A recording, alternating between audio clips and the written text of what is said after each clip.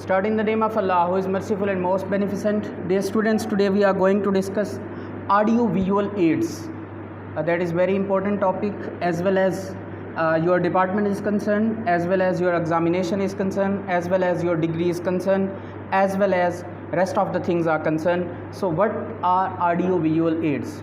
Because you are the student of BS classes, so this thing will be with you for rest of this semester, as well as the degree is concerned, as well as your MPhil is concerned, as well as your PhD is concerned, as well as when you will be in the field of teaching or other domain will be there. So this is very important topic. So in this lecture we'll discuss that what is audio visual aids, as well as there are two things. Number one is audio and the number second is visual. So as well as audio is concerned, we can say this is all about the hearing, this is all about the listening, this is all about the you can say speaking, this is all about the talking. As well as visual are concerned, this is something which is all about your picture, your visuals, your demonstration of digital things. So audio visual aids are those aids that facilitate in finishing the triangular method of learning, that classification and stimulation. So as well as audio visual aids are concerned, this is something we can say educational material. These two things are educational material because we have to be within the limits, and we are concerned with this, as well as teachers are concerned, as well as university students are concerned, as well as school students are concerned. These both things are very compulsory. So first of all we'll discuss about the characteristic. What are the characteristic? So first of all relevancy. Basically हमने यहाँ पे देखना ये है कि हम इन चीज़ों को यूज़ क्यों करते हैं. फर्स्ट ऑफ ऑल मैंने कहा कि ये हेल्पिंग हैंड्स हैं हमारे टीचिंग के लिए भी और एज़ वेल एज स्टूडेंट्स के लिए भी. तो अगर हम रेलिवेंसी की बात करें तो इसके अंदर सबसे पहला एलिमेंट रेलिवेंसी है कि ये आपको ऑडियो विजुअल एड्स के through on your multimedia, on your different charts, presentations and very other things like video etcetera we can use. So relevancy is there. जब भी हमें किसी टॉपिक को बच्चों को गो थ्रू करवाने की ज़रूरत, स्कूल टाइम पे हो, यूनिवर्सिटी लेवल पे हो, किसी भी जगह पे हो, as well as educational meetings are concern, so relevancy is very attentive as well as very attractive. Accuracy is the second thing. Yes, हम अपनी बात को कंप्लीट एक्यूरेट पहुंचाने के लिए भी इन दोनों चीज़ों को यूज़ करते हैं. बाज़ औक़ात हमें ये हो रहा होता है कि हम जो है या हमारी आवाज़ नहीं पहुंच रही होती.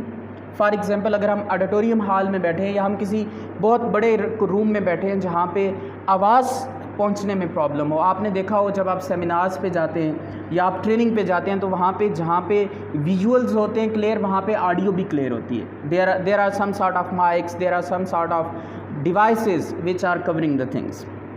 So interest, this is a you can say interest developer as well as attention seeker is there. आपका इंटरेस्ट बाकी रहता है. यहाँ पे एक एग्जांपल आप देखें, आज से कुछ साल पहले जब आप FM रेडियो यूज़ करते तो आपके पास सिर्फ क्या थी, आवाज़ थी. अब उस FM रेडियो को हम कहाँ पे लेके आए, मूवी की तरफ लेके आए, वीडियोस की तरफ लेके आए. पहले VCR आए, फिर LED आई और अब 3D and etc. different things are there. So this is some sort of interest, as well as एक चीज़ आप घर में बैठ के करते हैं, दैट इज़ आप मोबाइल पे देख के बैठ के क्या करते हैं, मूवी देखते हैं. And on the other hand आप दूसरी चीज़ क्या करते हैं, सिनेमा में जाके क्या करते हैं, मूवी देखते हैं. These are two interest. So interest is very important. As well as understandability. Yes, चीज़ों को जल्दी समझते हैं आप. अगर हमारा कोई लेक्चर इस डोमेन का हो जिसके अंदर हमें डिमॉन्स्ट्रेशन देनी पड़ जाए तो उसके लिए बेटर है कि आप मल्टीमीडिया का यूज़ करें, जिसमें बच्चों की समझने की सलाहियत भी ज़्यादा होती है और टीचर के समझाने की रेशो भी बढ़ जाती है. Very easy, that is very one. So the last one is motivation. Yes, that is very important कि जब आप किसी चीज़ के अंदर जान डालते हैं तो आप मोटिवेट करते हैं. जब आप किसी चीज़ की इम्पोर्टेंस को उजागर करते हैं तो आप उसके लिए बच्चों को मोटिवेट करते हैं. As well as your department is concern, you are multimedia department. So आपको भी इसके अंदर जो है वो चीज़ों को इंगेज रखना है. सो अब हम बात करेंगे एडवांटेजेस. हर चीज़ के एडवांटेजेस भी होते हैं और डिसएडवांटेजेस भी होते हैं, किसी चीज़ के फ़ायदे भी होते हैं, नुकसान भी होते हैं ऑब्वियसली। सो मेंटल इमेजरी पैदा करने के लिए सबसे पहली जो हमारी एडवांटेजेस में आएगा, मेंटल इमेजरी। हम क्या करते हैं, मेंटल इमेजरी बनाते हैं। हमारी इन चीज़ों के ज़रिए हम इमेजिनेशन में जाते हैं। बाज़ औक़ात हमें ये लग रहा होता है कोई हम प्रोजेक्ट अगर यहाँ पे डिस्प्ले करें, या अगर फॉर एग्जांपल आप मूवी देख रहे होते हैं तो उसमें क्या करते हैं, एट सम टाइम आप जहाँ पे होते हैं वहाँ से आपके कहाँ चले जाते हैं, इमेजिनेशन में चले जाते हैं। Some time you are considering that you are that character, you are that character, you are that character. आप उस कैरेक्टर के अंदर खुद को ढूंढने की क्या करते हैं, कोशिश कर रहे होते हैं। यस, फैसिलिटेट कर, नंबर सेकंड एडवांटेज है फैसिलिटेट करना। जो चीज़ें आपको ईजीली आप अंडरस्टैंडेबल नहीं होती, आप इन दोनों चीज़ों के थ्रू अपने स्टूडेंट्स को भी देते हैं और उसके थ्रू आप इन चीज़ों को जल्दी समझने की कोशिश करते हैं। Yes, to provide incentives from action. जी, जब आप एक प्रोजेक्ट यहाँ पे चलाते हैं या जब आप वीडियो के थ्रू प्लस ऑडियो के थ्रू आप एक चीज़ को कन्वे करने की कोशिश करते हैं तो उसमें इंटरेस्ट रेट भी बढ़ जाता है, और इसी के साथ साथ इंसेंटिव एक्शन, आप जो एक्शन आपका डिस्प्ले हो रहा है उससे आपके बच्चे क्या करेंगे, बातों को जल्दी समझेंगे और चीज़ों को अंडरस्टैंडेबल जल्दी करेंगे। Yes, to develop the ability of listening. Yes, if you want to be a good speaker you should be a good listener. आपकी जितनी एबिलिटी ज़्यादा होगी लिसनिंग की, आप उतना अच्छा बोल सकेंगे। सो इसके अंदर जब आपके सामने एक चीज़ नज़र आ रही है और उसी के साथ साथ आवाज़ भी आ रही है तो आपका इंटरेस्ट क्या हो जाता है, डबल हो जाता है। जैसे कि मैंने पहले शुरू में कहा कि FM जो था वो क्या था, उसको हम इतना, आजकल के दौर में FM कौन सुनता है, ratio is very low.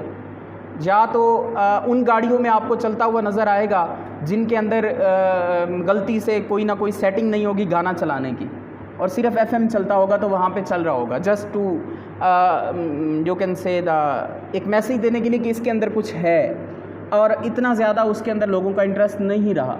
This is some sort of thing कि जब आपकी ऑडियो भी अवेलेबल है और वीडियो भी अवेलेबल है तो उसके अंदर क्या होगा, चीज़ें स्टेबल नहीं रहेंगी। अब हम बात करते हैं डिसएडवांटेजेस की। ऑब्वियसली हमने कहा जब एक चीज़ के एडवांटेजेस होंगे तो डिसएडवांटेजेस भी होंगे। सबसे पहले technical problems. Yes, this is very important one कि इस चीज़ के अंदर ऑडियो विजुअल एड्स को यूज़ करने के लिए जब तक आपको टेक्निकल सपोर्ट हासिल नहीं होगी तब तक आप उसके अंदर फिट नहीं हो सकते। एज़ वेल एज़ मैंने शुरू में ही कहा, as well as your team is concern, कि जब तक आपकी टीम को टेक्निकल चीज़ों का पता नहीं होगा कि कहाँ पे माइक लगाना है, कहाँ पे जो है मल्टी मीडिया एडजस्ट करना है, कहाँ पे USB लगाना है, किस तरह इसको ऑपरेट करना है, तो तब तक आप उसको अच्छे से मैनेज नहीं कर पाएंगे। तो इस चीज़ के अंदर आने के लिए आपको टेक्निकल होना ज़रूरी है। जब तक आप टेक्निकल सपोर्ट आपके पास नहीं होगी तब तक आप चीज़ों को गो थ्रू नहीं कर सकते। Number second, student distraction. Yes, बाज़ औक़ात जब आप एक चीज़ सामने लगा देते हैं तो उसके बाद 90% तो वो होते हैं जो अटेंशन सीकर होते हैं, जो चीज़ों को देख रहे होते हैं। 10% ऐसे भी होते हैं जिनकी अटेंशन डाइवर्ट हो जाती है। वाई? सम टाइम ऐसे होता है कि एक नई चीज़ जब सामने आती है तो वो क्या होता है, उससे लोग फ़ायदा उठाते हैं, और सम टाइम जब एक चीज़ पुरानी हो जाती है तो लोग उसके ऊपर ज़्यादा तवज्जो नहीं देते। Expenses.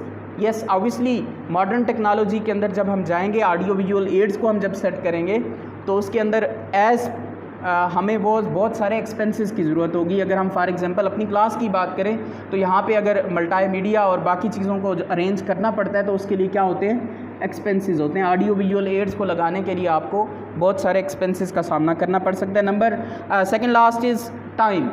Obviously this activity is time consuming as we have done earlier. So बाज़ औक़ात आपको चीज़ों को टाइम मैनेज करना पड़ता है, इसके अंदर टाइम कंज्यूमिंग है, आपको पहले चीज़ों को लगाना पड़ता है, और बाज़ औक़ात ऐसा होता है कि जब आपकी चीज़ें एक दफ़ा एडजस्ट हो जाए तो उसके अंदर आपको चेंजिंग करने की ज़रूरत नहीं रहती। And the last one is space, that is very important one. Suitable जगह होना, that is important one, and this is also a barrier as well as disadvantage, कि एक चीज़ जो उस डिज़ाइन की है ही नहीं, वहाँ पे हम वो चीज़ फिट नहीं कर सकते। एक रूम जो स्पेसिफिक बना ही किस चीज़ के लिए है, मल्टी मीडिया के लिए, जो एक रूम स्पेसिफिक ऑडियो के लिए बना है, लैंग्वेज लैब देखने और मुख्तलिफ़ चीज़ें जो हैं उनके अंदर वो चीज़ें वो नहीं हो सकती जो एक नॉर्मल रूम के अंदर होती हैं। तो इसके लिए हमें बहुत सारी टेक्निकल स्पेस चाहिए। अगर आप दूसरे वर्ड्स में कहें तो आपको एक चीज़ जो है वो कैलकुलेटेड चाहिए, मेजरेबल चाहिए, इसके अलावा आप इसको नहीं कर सकते। सो इन दिस लेक्चर हमने बहुत सारी चीज़ों के ऊपर बात की। नंबर 1 हमने बात की कि ऑडियो विजुअल एड्स क्या है, उसके बाद हमने बात की एडवांटेजेस क्या हैं, डिसएडवांटेजेस क्या है, कैरेक्टरिस्टिक क्या है। So this is very important lecture as well as your exam is concerned, so as well as your degree is concerned, as well as after degree your matters are concerned. This is a very important one. Thank you. That's all.